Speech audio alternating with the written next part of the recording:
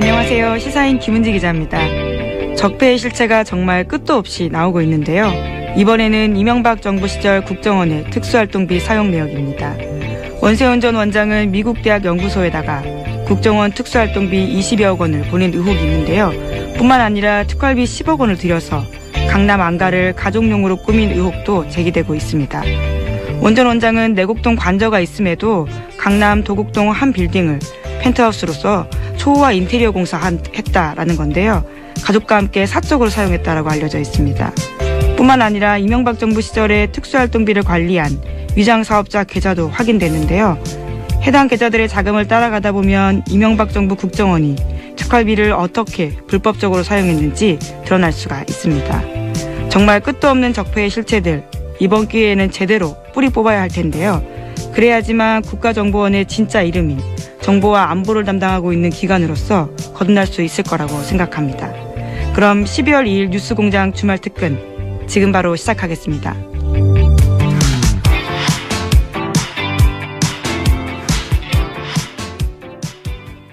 주말 특근 첫 번째 순서 정의당 노회찬 원내대표의 노르가즘입니다. 11월 29일 수요일 3부에 방송된 내용 다시 한번 들어보시죠.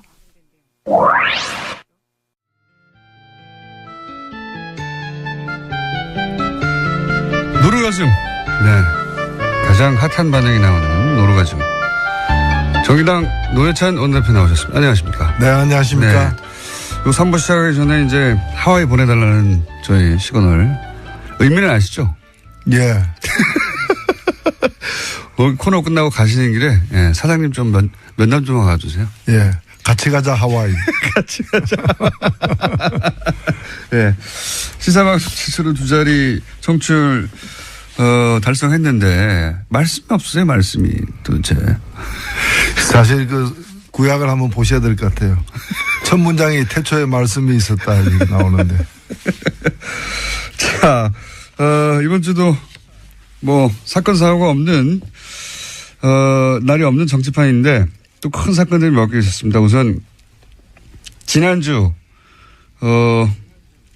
김관진, 임관빈 두 국방부의 전 실세 핵심 책임자들 댓글 공작 관련해서 구속이 됐다가 신광열 수석 형사부장 판사에 의해서 구속 적부심 통해 석방됐습니다. 크게 논란이 됐는데 어떻게 보십니까? 네, 저는 이게 상당히 어떤 빙산의 일각처럼 보이지만은 네. 그 밑에는 더 큰 이제 이 빙하가 있는 네. 좀 위험한 어떤 상황이라고 보여집니다. 왜냐면은 지금 영장 전담 판사는 중견 판사들이거든요. 예. 부장 승진을 앞둔 사람들인데 이 사람들이 내린 이 판결을 갖다가 다른 판사가 법원의 다른 어떤 고참 판사가 엎은 거예요. 그렇죠. 이게 근데 개인과 개인의 문제는 아니라 흐름과 흐름의 문제다라고 보여지는 네. 겁니다. 사실 바뀐 것은 대통령이 바뀌었고 대법원장이 바뀌었을 뿐이고 예. 이 법원 체계나 이런 부분은 과거 정부 시절하고 크게 달라진 게 없는 거죠. 예, 인적 구성은 거의 똑같죠 지금 현재. 예, 없는 거기 때문에 어떤 상황이 여차하면은 얼마든지 그런 구시대적 발상. 예. 그러니까 그 국정농단 세력과 함께했던 그런 어떤 사고와 발상들이 표출할 수도 있는 거라고 저는 보여집니다. 예, 그렇기 때문에 아직 물론 이제 최종 결론이 난 건 아니죠. 예. 이건 이제 구속 여부를 다투는 문제일 뿐인데 구속 적부심이 이렇게 인용되는 다른 특별한 어떤 사정의 변경, 예. 뭐 증인이 이제 증거가 새로 제출되었다거나 또는 다른 어떤 혐의 사실이 드러났다거나 하는 것도 아닌 상황에서 보통은 이제 합의가 안 된 채 구속됐는데 나중에 합의가 돼서 그러면 이제 구속시킬 이유가 없다 이렇게 풀려나는 거거든요. 그렇죠. 사정이 변했을 예. 때, 변경됐을 때. 근데 그 그래서 사실 구속영장 적부심에서 인용되는 그 확률이 통계적으로 한 16% 정도밖에 안 돼요. 네. 그것도 그런 사정 변경이 있을 때만. 사정 변경이 있어서 다 된 거기 때문에. 네. 근데 이번 경우 그래서 대개 보면 신청도 안 하거든요. 요즘에. 안 되니까요. 안 되니까. 근데 이제 이번 같은 경우에는 그게 받아들였다는 거는 상당한 이제 좀 유의해서 봐야 될 대목이다 이렇게 보여요. 사정 변경 없이 신청했다는 얘기는 사정 변경이 없지만 석방이 될 거라고 생각하고 신청한 거거든요. 그렇죠. 예, 그걸 어떻게 알았냐 이거죠. 예. 그 당시에 예. 유력 그 보수 일간지에 매체들이 그 유력 예. 그 보수 언론인이 이 김관진 실장을 딱 이렇게 표적으로 해가지고 이게 말이 되느냐 저렇게 포스줄로 꽁꽁 묶은 것을 그래서 그게 구속돼야 될 만한 죄냐. 죄인지 아닌지는 다툴 여지가 있지만은 그 구속시킬 만한 죄냐라고 강력하게 어필했던 부분들이 있습니다. 조중동에서 사전 지원을 엄청나게 했습니다. 네. 참군인을 지금 저런 참군인을 구속시켜 놓는 건 북한만 좋아할 일이다. 이런 논리로 계속해서 기사를 썼어요. 그렇죠. 뭐 이적 행위처럼 이렇게 비추이게 만들었죠. 그리고 나서 신청했을 때조차 다들 법조인들이 이거 될 리도 없는데 왜 신청하나 그랬거든요. 예. 심지어는 본인조차도 김관진 본인조차도 처음에는 신청하는 거 변호인들이 신청하자고 할 때 야 망설였다는 거 아닙니까? 그런데 설마 한 게 실제 이루어졌는데 이게 이제 단순히 법리를 다퉈서 법리상 영장실질 심사를 한 그 판사들이 잘못 법리를 적용했기 때문에 뒤집었다라고 해석하는 것 이상의 이제 그 흐름이 그 뒤에 있다 이렇게 보시는 거죠. 네. 예. 그렇게들 다들 보는데 이게 이제 김관진 전 국방장관이 사실은 검찰에서 본인이 이명박 전 대통령에게 보고하고 지시받았다 이런 얘기 했거든요. 예. 그러면 이제 그 다음은 구속된 다음에는 그거 조사를 더 해서 결국은 이명박 전 대통령을 타겟으로 하는 그 수순만 남은 단계에서 풀려난 거죠.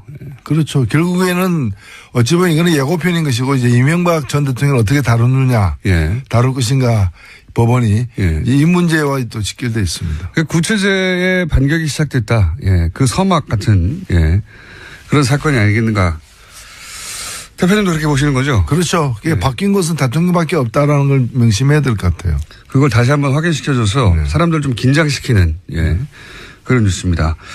가장 그 말들이 많이 나오고 일주일 내내 매일매일 기사가 쏟아지는 건 결국 국민의당하고 바른정당 얘기입니다. 현재과. 여기는 어떻게 될까요? 글쎄요. 지금 상황에서 크게 달라지지는 않을 것 같아요. 그러니까 지금 이제 정책인데 추진하는 걸로 이제 했는데 이거는 뭐 더 이상 진도를 뽑기는 어려운 게 현재 상태가 아닌가. 통합이 지방선거 전까지는 안 될 거다 이렇게 보십니까? 그렇죠. 통합하게 되면은 더 얻는 것도 있겠지만은 당장에 선거에서 잃는 게 있기 때문에 그렇게 되기는 좀 힘들 거고요. 그러니까 통합이 이루어지려면은 바른당의 일부와 국민의당 일부가 통합하는 것만이 이 통합 가능성이 있는 것이고 어느 한쪽이 통으로 통합에 참여하거나 양쪽 다 참여하는 일은 현재로서는 상당히 힘든 거죠. 국민의당 내부를 이제 놓고 얘기하자면 이제 국민의당에서 안철수 대표계와 그리고 흔히 이제 호남계라고 불리는 다선 의원 중심의 그 박지원, 천정배 그리고 정동영 이분들을 중심으로 한 그렇게 통합은 안 된다. 파 이렇게 크게 갈리지 않습니까? 우선 안철수 대표 쪽에서 통합을 주장하는 이유는 뭘까요? 그림이 뭐라고 보십니까? 앞으로 어떻게 이어 가려고 지금. 아무래도 다음 대권용이죠. 다음 대권. 국민의당이 만들어진 것이 지난번 대권 용이었다면은 2017년 대선을 위한 용도로다가 이제 그 국민의당이 만들어졌다면은 지금 이제 뭔가 통합정당을 만들려고 하다거나 이제 당 체제를 변경시키려고 하는 것은 다음 대선을 겨냥한 것이 이제 분명한 것이고 그 점과 관련해서 사실은 이해관계가 다른 거죠. 안철수 대표는 중도 보수라고 얘기하지만은 사실은 그 지금 자유한국당에 제대로 된 후보가 없다고 보여지는 것이고 그래서 자유한국당 바깥에서 최대한 그 보수 세력들을 결집시킨다면은 결과적으로는 자유한국당까지도 견인해낼 수 있는. 자유한국당이 지방선거에서 큰 성적을 못 낼 경우에 원심력에 의해서 떨어져 나가는 사람들을 이제 흡수해서 몸집을. 그래서 자유한국당이 그때까지 온전하게 지금 형태로 존재할지는 그 가봐야 알겠지만 하여튼 그 세력들과 연합해서 정권을 창출하겠다라는 그런 이제 발상이고 그런 점에서 국민의당 내에 뭐 예를 들면 호남이라거나 호남 세력이라거나 이런 부분들하고는 이해관계가 일치하지 않을 수 있는 것이죠. 그러니까 이런 거죠. 뭐 재개발해가지고 뉴타운 짓겠다. 라고 하는데 개발업자와 원거주민들의 이해관계가 일치하지 않는 거죠. 원거주민 입장에서는 좀 나아질지 몰라도 사실은 그렇게 되면은 뭐 용적률 제한이라거나 여러 가지 때문에 큰 평수 나오지도 않고 또 자기 부담금은 더 커지는 자기가 부담할 건 많아지는 그래서 선뜻 꼭 뉴타운 지어야 되느냐, 이대로 있는 게 더 낫지 않느냐, 다른 개발 방법은 없느냐, 이제 그런 걸 갖다가 이제 좀 노리는 거죠. 그 개발업자 쪽에서는 이렇게 하면 우리가 더 많이 번다. 예. 그렇죠. 예. 근데 사실 서울에도 보면은 이런 식으로 추진되다가 결국에는 이해관계가 조율이 안 돼가지고 뉴타운 계획이 이렇게 폐기된 지역들이 많거든요. 많습니다. 네. 예, 실제로. 그러니까 안철수 대표는 확실하게 우쿨릭, 그러니까 초반 등장했을 때만은 하더라도 상대적으로 진보적인 후보로 평가받고 본인도 그렇게 포지셔닝을 했는데 대선 이후의 포지션은 점점 오른쪽으로 가서 이제는 바른정당 그리고 자유한국당에서 일부 세력을 제외한 보수. 그래서 이제 보수의 적자로 본인을 포지션에 나가려고 하는 플랜의 첫 출발인 것 같아요. 지금 확실히. 그렇죠. 과거에 그 새정치에 이렇게 공감해서 결집했던 그런 어떤 지지세는 거의 다 이렇게 새로운 판단을 딱 하게 된 상황이기 때문에 이제는 뭐 다른 지역에 가서 이제 또 새로운 보수 정치에 깃발을 올리고 있는 중이 아닌가. 보수의 적자가 되려고 하시는 것 같아요. 이제는 보수 적자가 사실 중도 보수라고 하는데 우리나라의 중도 보수는 뭐 유럽 이 진보 보수 여야가 아니라 이제 좌우의 개념이 탄생한 유럽 기준으로 보자면 중도 보수는 민주당 정도 되는 거고 정의당이 이제 중도 좌파 이 정도 되는 거지 않습니까? 그렇죠. 예, 유럽 기준으로 보자면 자유한국당은 거의 오른쪽 끝에 있는 거고 사실 자유한국당은 그 우파라고 보기도 힘들죠. 사실 유럽 기준으로 극우죠. 극우 세력이라고 봐야죠. 유럽 기준으로 보자면 그렇고 그래서 그렇게 이제 좌우의 개념이 탄생한 유럽 기준으로 보자면 맨 오른쪽 끝에 자유한국당이 있고 그다음에 중간에서 오른쪽으로 약간 간 게 민주당이고 그리고 중간에서 약간 왼쪽으로 간 게 정의당 뭐 이 정도 정도 아닙니까? 그러니까 그 안철수 대표가 말하는 중도 보수라는 것도 사실 우파거든요. 그냥 우파 유럽 기준으로 보면. 예. 그리고 사실 우리나라에도 이제 새로운 보수 어떤 세력들 그런 노선이 필요한 거죠. 뭐 그 국정농단 세력과 같은 부분을 갖다가 보수라고 보기도 힘든 것이고요. 근데 이제 되게 그 과거에도 보면은 뭐 뉴라이트하고 나온 게 보면 말은 뉴라이트였지만 그 내용은 울트라라이트였던 그런 이제 과거가 있었던 것이고요. 지금 같은 경우에도 보면 이제 유승민 대표 이런 분들이 추구하는 게 이제 그 새로운 보수. 근데 사실 영국도 보면 우리 대선 직후에 치러졌던 영국 총선이 있었습니다만 영국의 보수당의 주요 공약 중에 하나가 대학교 무상교육이었어요. 그러니까요. 그러니까 보수 세력이라는 게 그렇게 보면은 나름대로 합리적이고 따뜻한 어떤 그런 정책을 추구하는 게 이제 새로운 경향인데 우리 같은 경우에는 그냥 낡은 어떤 뭐 반공 이데올로기라거나 또는 뭐 상대를 갖다 종북으로 모는 그런 어떤 안보관이라거나 이런 걸 가지고서 또 대기업을 갖다 일방적으로 편만 드는 그런 어떤 이 경제정책 노선을 가지고서는 이 보수를 갖다가 새로 정립하기도 힘들지 않겠는가. 독일의 메르켈도 보수 정당인데 사실은 여기 난민 수용하거든요. 예. 아, 그렇죠. 예. 그러니까 우리나라에서는 정의당이 이제 빨갱이라고 맨날 공격당하는데 정의당 정도의 주장을 유럽의 보수 정당이 합니다.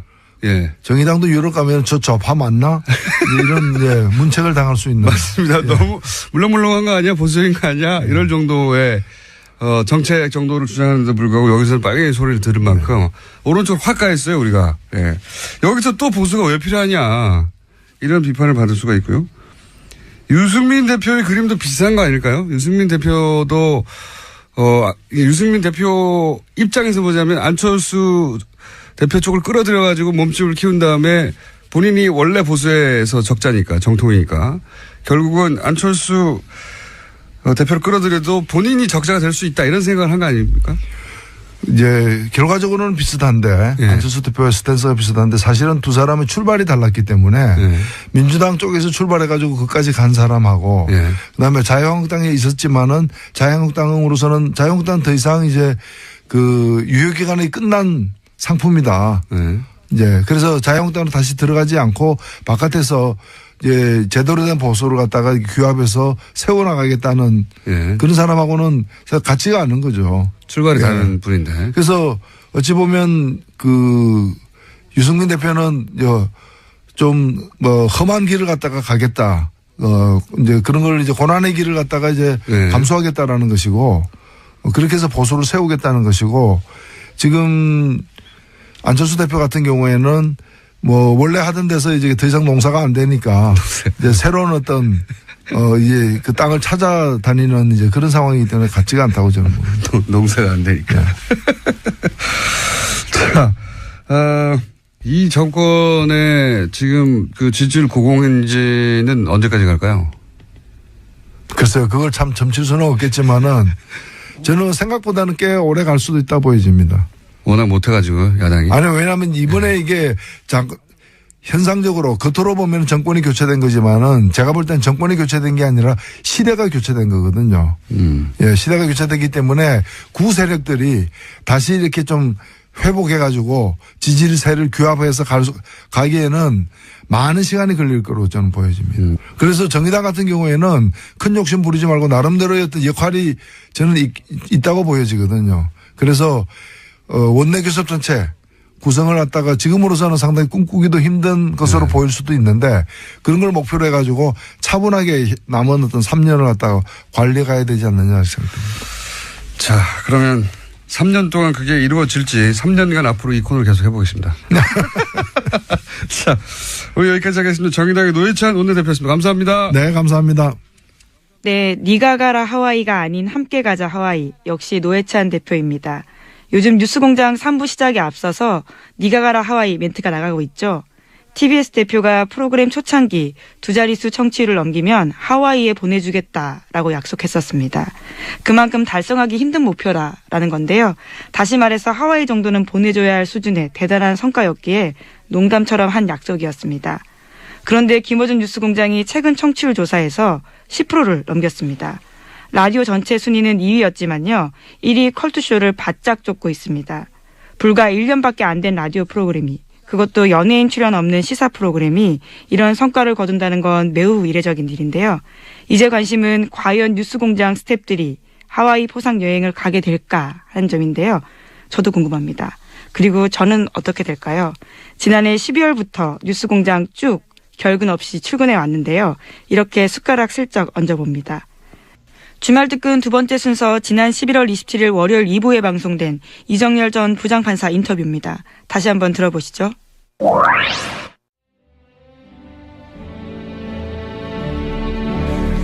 지내하는 국민 여러분 안녕하십니까. 여러분의 귀염둥이 MB 인사 올리겠습니다. 국민 여러분, 우리나라는 지금 여러모로 위기를 맞고 있습니다. 안보는 위태롭고 경제는 어렵고 정치는 혼란하고 심지어는 법까지도 고무줄매로 왔다 갔다 하고 있습니다. 저는 전직 대통령으로서 지금 이 상황이 좀 심히 걱정되는 상황입니다. 그런 확신을 저는 가지고 있는 겁니다.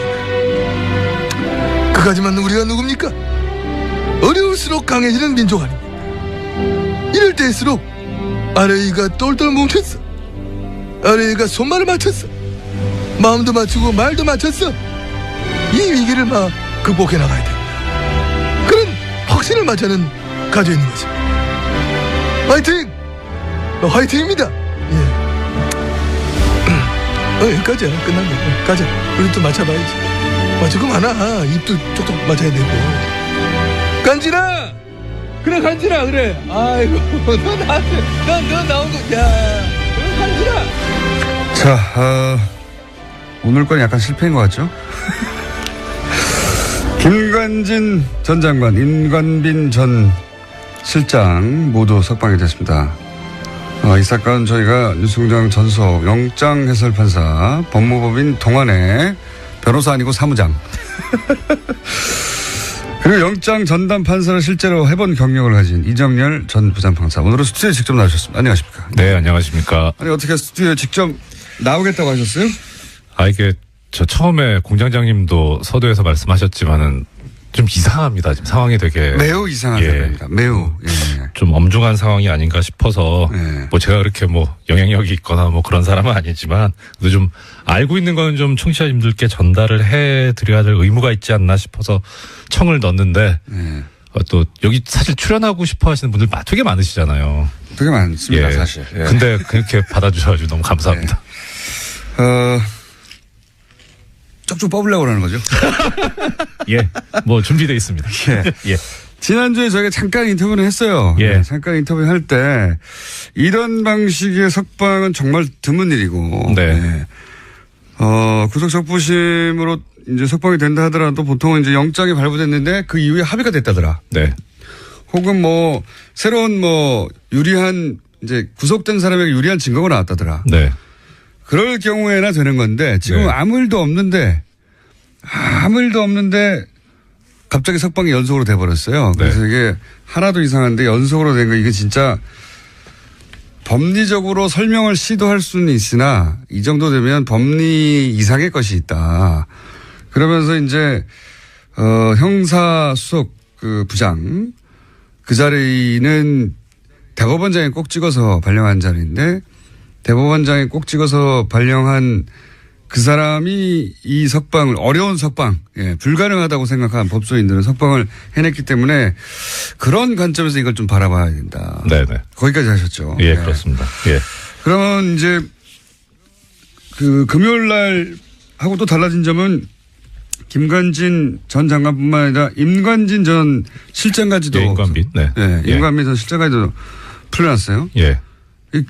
더더욱 이상한 거죠. 어마어마하게 이상한 거죠. 그렇죠. 네. 네. 이거 조금 전에 이제 공장장님 말씀하셨던 대로 구속적 부심이 사정 변경이라고 하는데 유리한 유리하게 이제 변경이 된. 그 법조계에서는 사정 변경이라고 합니까? 사정이 변경되었다는 거죠. 아무것도 아닌데 전문 용어처럼 쓰는군요. 예. 그렇죠. 사정이 변경된 거죠. 예. 예. 그러니까 사정 변경이 없는데 석방 결정을 하는, 그러니까 종전의 영장 판사의 구속영장 발부 결정을 뒤집는 경우가 그렇게 흔하지가 않다는 네. 말씀을 드렸는데 더 이제 임관빈 전 실장 같은 경우에는 더 한 게 네. 두 사람 사이 석방 결정에 차이점이 하나 있지 않습니까? 돈 내고 나가라는 거죠. 그렇죠. 1,000만 원 보증금 내고. 네. 예.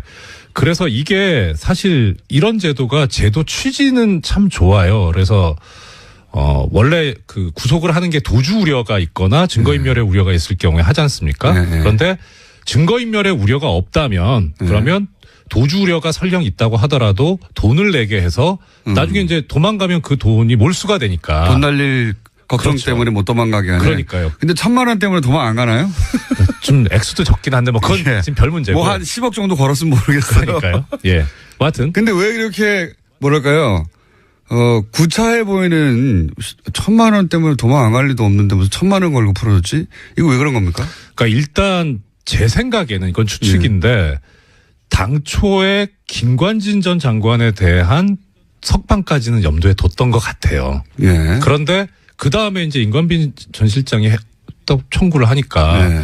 그냥 그림상으로는 사실 상급자가 나갔는데 예. 하급자를 구금해 둔다는 게 이상하잖아요. 예. 지시를 한 사람도 나갔는데. 그렇죠. 그러니까 형평상 풀긴 풀어야 되겠는데 예. 그런데 이제 김관진 전 실장하고 김관진 전 장관하고 임관빈 실장하고 차이가 뭐냐면 차이가 혐의가 정치 관여 부분은 서로 지금 뭐 공통이 돼 있는데 예. 임관빈 전 실장 같은 경우는 뇌물 부분이 있어요. 뇌물 부분. 예. 그러니까 사실 이건 풀기가 어려워요. 더 어렵다. 더 어려워요. 그 다음에 뭐 다른 시간에 기회가 되면 혹시 말씀드릴 수 있을지 모르겠지만 김관진 전 실장 같은 경우에는 법리적으로 무죄다라는 주장을 변호인이 했거든요. 아예. 예. 근데 그 주장이 이제 뭐 틀린 주장이긴 하지만 틀린 주장이지만 무슨 얘기를 했냐면은 국무위원이기 때문에 무죄다 이런 주장을 했어요. 국무위원이니까 정치 관여할 수 있다. 그렇죠. 한마디로 말하면. 네. 예. 그런데 임관빈 전 실장 국무위원도 아니거든요. 그러니까 석방의 논리 자체가 아예 없다. 그렇죠. 예. 그래서 거기 결정을 보면 뭐라고 돼 있냐면 일부 혐의에 대한 다툼의 여지가 있다 이렇게 나오거든요. 예. 근데 일부 혐의가 뭔지를 모르겠어요. 정치 관여를 얘기하는 건지 아니면은 뇌물수수를 얘기하는 건지. 그러니까 워낙 풀어줄 명분이 없으니까 예. 그럼 돈 내고 나가라. 그렇죠. 하는 제도를 활용했다. 예. 근데 사실 이게 조금 전에 말씀드렸던 대로 제도의 취지는 좋은데 이 유전무죄 무전유죄가 될 수 있거든요. 그렇죠.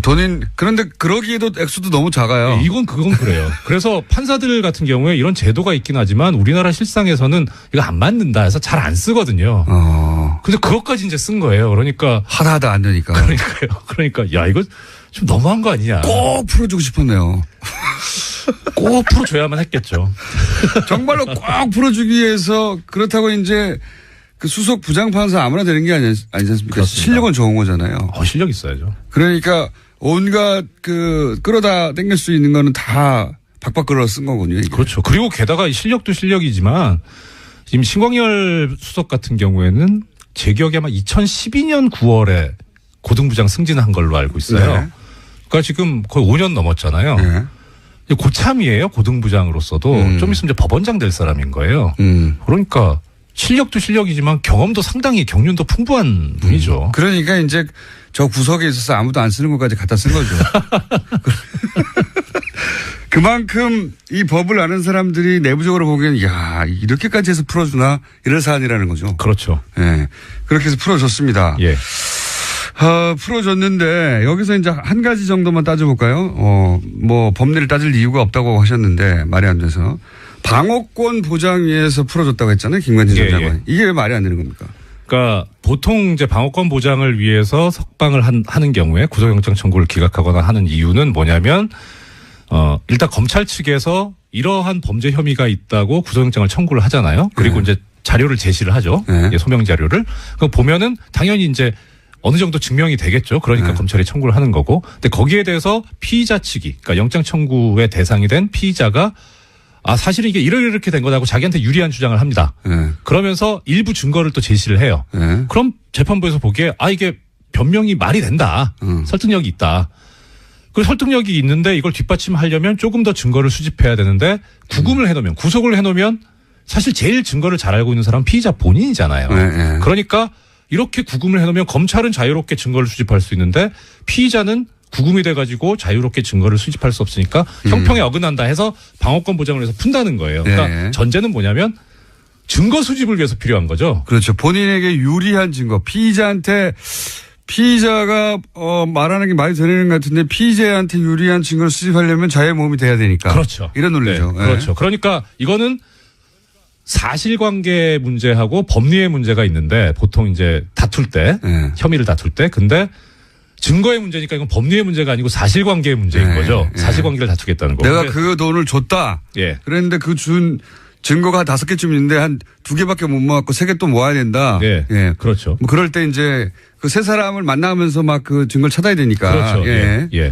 그럴 때 내가 보내주는 건데. 풀어주는 건데. 그러니까 그러면은 이 재판부 논리대로 하면 이 사실관계에서 증거 수집에 지금 필요성이 있구나라고 이해는 할 수 있어요. 근데 재미있는 게 이 김관진 전 장관의 변호인이 언론 인터뷰를 하면서 뭐라 그랬냐면 모든 증거가 다 수집돼 있다. 이런 얘기를 해요. 증거 인멸할 이유가 없다 이거죠. 그런 얘기인 것 같아요. 일단 뭐 법률계 쪽에서 보자면 변호인이 얘기한 게 좀 눈길이 가는 거예요. 법조인의 관점에서 보자면 변호인이 그러니까 의뢰인이 나는 적부심 신청 안 하고 싶은데라고 했는데 변호인이 주장해가지고 적부심 신청했다는 기사대로라면. 거예요. 법무법인 발언이라고. 발언이죠. 그 유명한 BBK를 담당했던. 그렇죠. 그 대표 변호사. 이명박 전 대통령과 아주 밀접한 관련이 있는. 이명박 전 대통령 시절에 비약적으로 발전한. 뭐 하여튼 그건 그렇고. 하여튼 발언해서. 그렇게 안 한다고 했는데 신청했다. 신청했어요. 그러면 보통 이제 일반적으로 뭐 전 변호사는 아니지만 보통 의뢰인이 못 되신 거죠. 사무장에 머물러 계신 거죠. 논점에서 벗어났습니다. 일반적으로 의뢰인이 원하지 않는데 변호사가 하자고 하면 나중에 안 되면 어떻게 합니까? 책임 때문에 못 합니다. 못 하죠. 원래. 그러니까 의뢰인이 하자고 해도 변호사가 보기에 이건 안 될 것 같아서 말리거든요. 근데 그럼 안 된다고 말립니다. 이거 해봐야 괜히 역효과만 납니다. 이러고 말리는데 오히려 근데 이 경우에는 희한한 게 이 구속적 부심이 보통 뭐 잘 받아들여지는 거라면 또 그럴 수도 있어요. 이거 한번 해볼 만합니다 하는데 원래도 안 받아들여져요. 근데 그걸 하자고 해요 변호인이. 게다가 이렇게 중요한 사건은 더더욱 안 받아주는데. 그러니까 그걸 막 해요.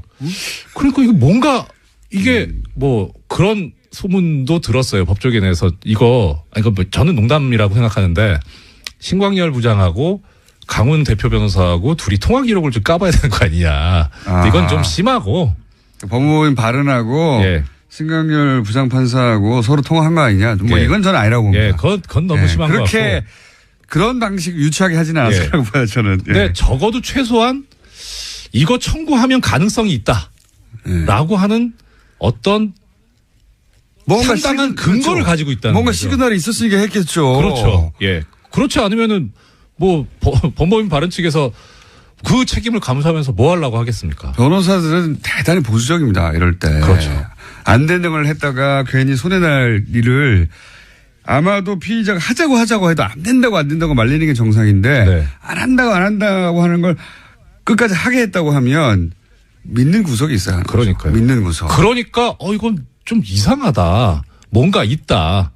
는 생각이 들어요. 그때부터 그러니까. 이상하다고 생각하셨군요. 예. 그러면 찍어서 신광열 부장판사를 양승태 대법원장 시절에 찍어서 임명한 소위 말해서 이제 오른팔 정도 되는 사람이다. 이런 찍어서 임명했다는 확실한 겁니까?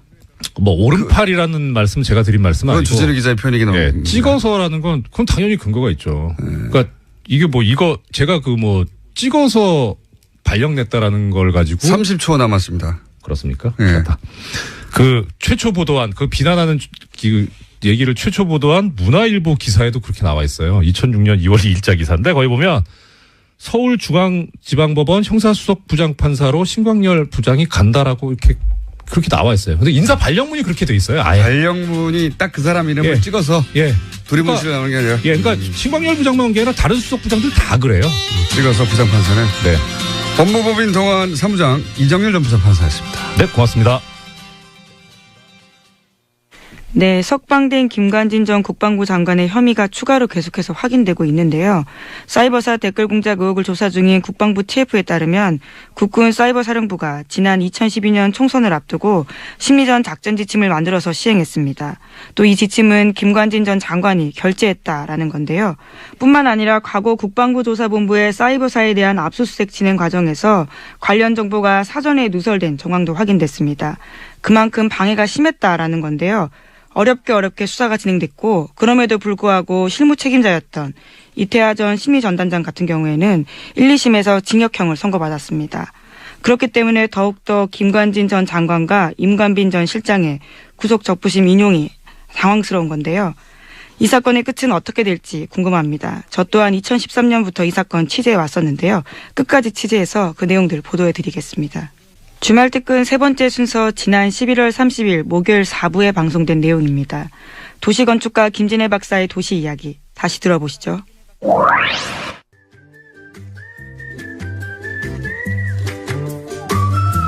자, 원래 굉장히 핫한 코너인 내부자들과 박지원 대표 코너가 오늘 잔잔하게 진행된 관계로 오늘 이 코너가 터져줘야 됩니다. 네. 김진애 박사님 도시건축가 나오셨습니다. 안녕하십니까? 네, 안녕하세요. 네. 네, 이게 핫하다고 볼 수는 없는데 그냥 트럼프가 사랑하는 건축. 대한민국의 두 개 건축물 63타워와 롯데. 지난번에는 이제 트럼프 타워를 가지고 얘기를 했는데 오늘은 제2 롯데 타워 가지고 이제 얘기를 하니까. 그때 거론했던 타워들 롯데. 네. 두 번째 롯데. 근데 뭐에 꽂히셔서 그렇게 근사하다고 그랬을까요? 뭐가 워낙 높잖아요. 높은 거 좋아하는 거죠. 이거 뭐 남성들의 특징이기도 하죠. 미학적 관점에서 평가했다고는 보지 않고요. 예, 전혀. 관심 아마 보지도 않았을 거예요. 금빛이면 좋아한대잖아요. 근데 이거는 금빛은 아니에요. 네. 금빛은 아니고 이제 좀 하얀색 뭐 이렇게 저기를 하는데 올라가 보셨어요 혹시?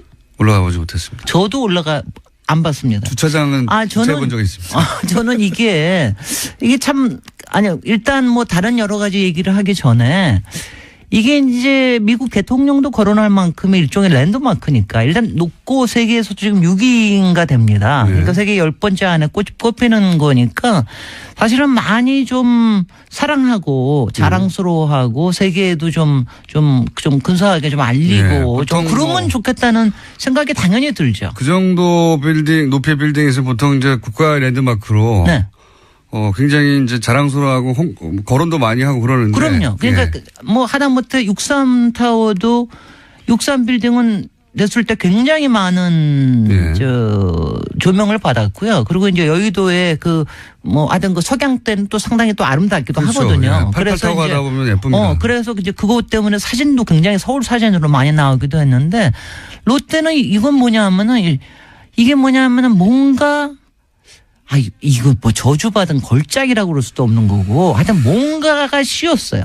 저는 그게 되게 기분이 나쁩니다. 건축 허가부터 사실은 말들이 많았잖아요. 그렇습니다. 이명박 전 대통령. 그러니까 지난번에 이제 트럼프 타워 얘기할 때 제가 그게 불법은 없었지만 범법은 있었다 그게 얘기를 했잖아요. 네. 작은 범법이 있었죠. 네. 근데 이제 이 경우에는 그러니까 불법이면 도저히 뭐가 지어질 수는 없죠. 그런데 여기에 편법과 특혜가 있었고 그리고 편법과 특혜가 있다 보면 거기에는 항상 대기업과 이른바 정경유착에 관련된 비리가 있을 수가 있다. 이것 때문에 지금 난리가 나고 있는 겁니다. 그런 의혹은 굉장히 많았죠. 그러니까 당시에도 있었고요. 네. 지금은 이제 더 심각하게 지금 일단 이제 현재 상태를 보면 그러니까 일단 간단 요약하면 공군이 안 된다고 하는 그러니까 성남공항에 8조로를 3도를 틀어가면서 그러니까요. 이거를 이제 허가를 내준 거죠. 그러니까 국가 안보, 국방과 관련된 사안인데 네.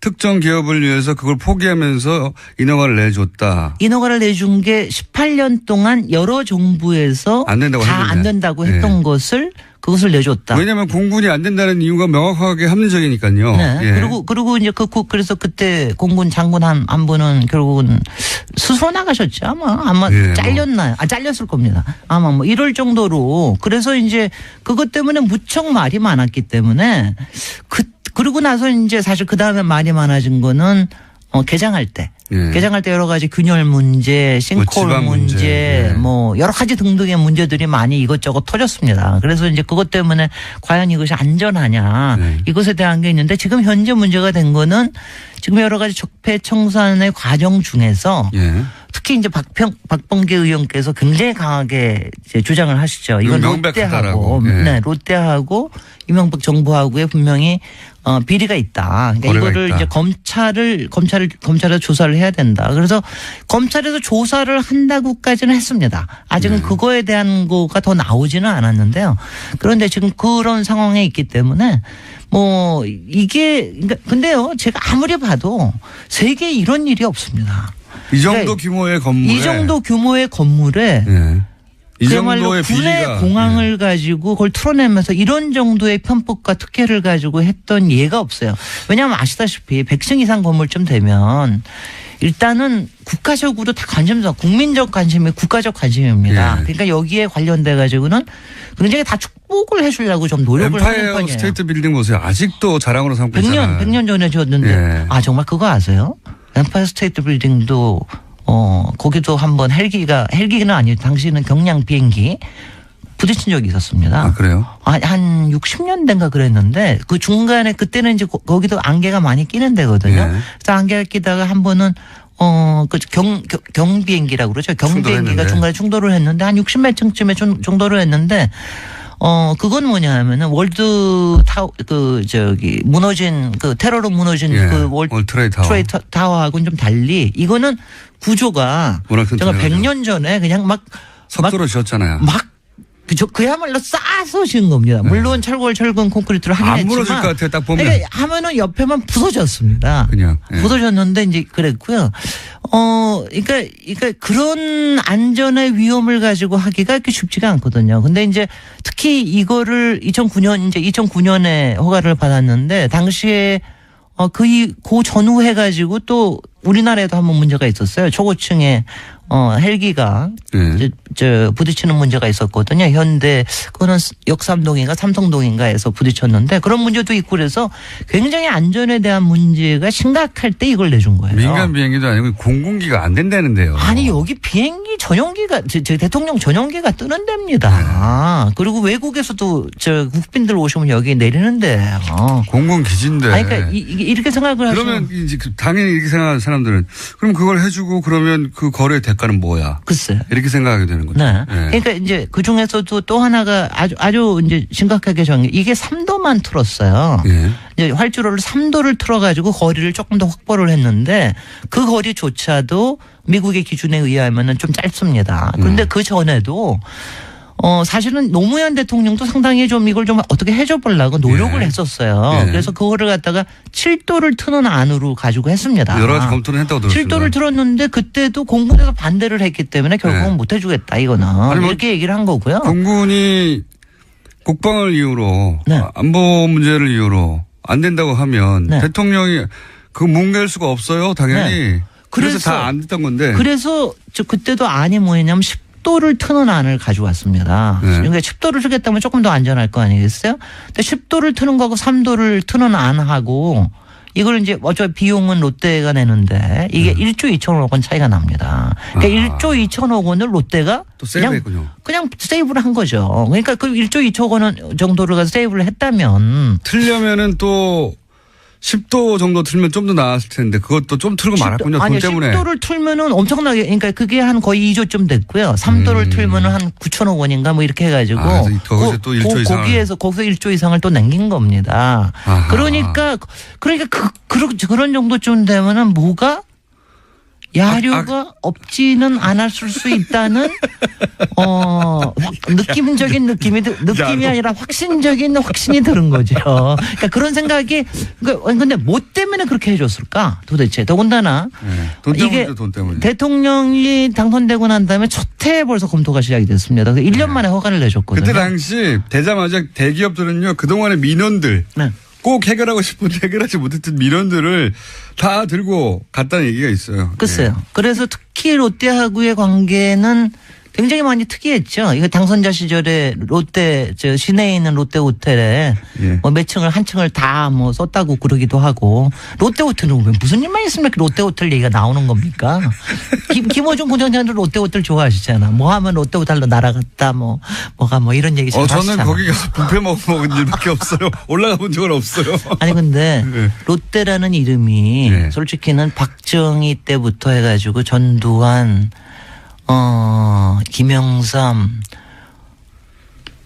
이명박까지 그리고 지금 박근혜 저기 때까지 네. 안 낀 적이 없습니다. 솔직히 모든 편법과 특혜와 그리고 그 뒤에 있을지 모르는 또 다른 비읍자가 항상 결부되어 있는 거예요. 근데 이게 솔직히는 저는 제가 트위터에도 그렇게 날렸지만 신격호 회장과 이명박 대통령이 둘이 합작으로 만든 괴물이라고 생각은 저는 하는데 이렇게 신격호 회장이 한 30년 동안 100층 이상을 짓고 싶어 했거든요. 그래서 롯데는 네. 여기뿐만이 아닙니다. 다른 데도 부산에도 지금 부산시청 했던 땅을 사가지고 거기에도 100층 이상 짓겠다고 계획을 갖고 있었고요. 이게 처음으로 이제 저희가 된 거죠. 근데 100층 이상을 짓고 나니까 항상 이런 거 짓고 나면은 저주가 생긴다는 얘기를 하냐. 바벨탑의 저주라고 그럴까 이런 게 생긴다. 롯데 지금 무너지고 있는 거 보세요. 많이 여러 가지 무너지잖아요. 그 비리 문제는 네. 예.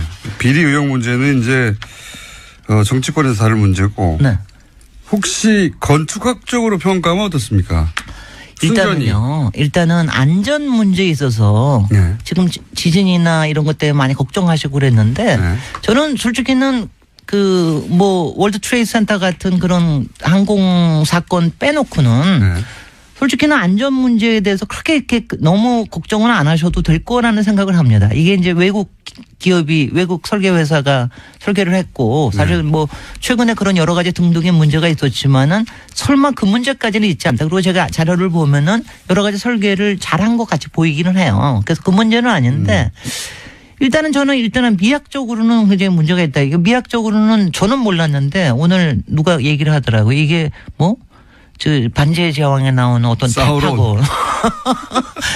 왜 사우론의 눈처럼 보이냐 하면은 맨 위에 있는 첨탑이 올라가는데 그 사이가 이렇게 틈이 있어요. 아하. 그 사이에 이렇게 빛이 나오거든요. 그게 사우론의 눈처럼 생겼다. 이래가지고 하는데 저는 하든 간에 이렇게 대충 바깥에서 보고 오면은 이렇게 관심도 안 생기거니와 그냥 되게 고개를 돌리고 갑니다. 아니 보고 싶어야 되는데 이런 거는 사실은 그잖아요. 좀, 뭐랄까요. 안타까운 일이죠. 아 그게 굉장히 안타까워요. 이 정도 높이와 이 정도 건축이 그렇게 이제 부패를 염두에 두고 바라보게 된다는 것은 네. 굉장히 안타까운 일. 앞으로도 계속 그럴 테니까요. 그러니까 이명박 대통령이 사실은 남긴 건축물이라는 게 별로 없는데 이거에 대한 저주를 좀 남기는 게 아닌가 하는 생각이 들어요. 왜냐하면 굉장히 안 좋은 겁니다. 그러니까 이게 그러니까 사람들이 솔깃하게 뭔가를 흔쾌하게 얘기하기가 굉장히 어려운 거예요. 말하자면은. 그러니까 말씀하셨듯이 뒤에 야로가 있을까봐. 네. 근데 이제 야로라고 하니까 사람들이 이제 문자를 많이 왔어요. 뭐 속어다, 뭐 전문 용어다 그런 말 쓰지 말라. 네. 순 우리말입니다. 네. 일본 말도 아니고요. 네. 속어도 아니고 순 우리말이에요. 근데 아니, 근데 어감이 이상해가지고. 아니 근데 찾아보시면은 야로와 야료가 있는데 저는 야로로 얘기한 거고요. 그러니까 이거는 우리말입니다. 저는 여기까지 해드리겠습니다. 네. 김진일 박사님이었습니다. 예, 감사합니다. 안녕. 안녕. 네, 군 활주로를 옮기고 민간 건물을 짓게 했다. 세계적으로도 유례를 찾아보기 힘들 텐데요. 무엇보다 안전 조치가 제대로 되고 있는지 궁금합니다. 지난 2014년 제2롯데월드 주변에 싱크홀이 발견돼서 충격을 줬습니다. 최근까지도 석촌호수와 석촌 지하차도 등에서 집안 침하 현상이 발견되고 있습니다. 제2롯데월드 주변에 대한 꾸준하고 철저한 안전점검이 소홀히 돼선 안 될 겁니다. 뉴스공장 주말 특근. 오늘 준비한 순서는 여기까지입니다. 저는 월요일 아침에 다시 찾아뵙겠습니다. 지금까지 시사